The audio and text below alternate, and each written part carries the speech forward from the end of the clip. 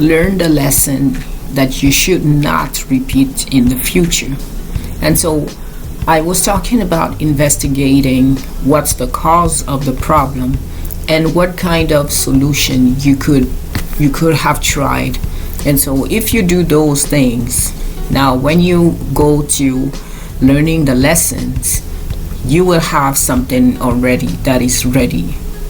And so because you know that this is what happened and that caused the problem, I shouldn't do this anymore, and in the future, instead of trying this, I should try that. And that's because you have done the work of going back and thinking about the whole situation and identifying what went wrong and what you could have tried. And often it's important to do this exercise because people just stay on the failure. But if you go through a difficult situation, you have had a failure, if you just stay with the failure, you just keep beating yourself up. You're not learning anything. And so you're gonna feel sad and bad and wrong all the time.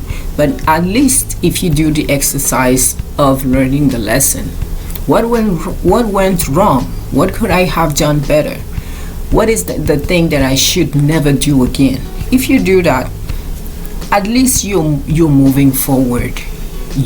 At least that experience will serve a purpose instead of just being there for you to feel bad.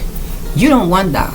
So use any situation, whether it's good or wrong or bad, use any situation to move forward in your life. So at least even the bad things that happen to you, they can help you to go in the right direction.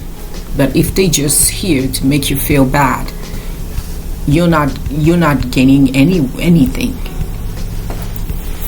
So think about that. It's really important. Don't just stay on the failure. Use it for a future good. If you don't repeat the same mistake twice, at least you're growing.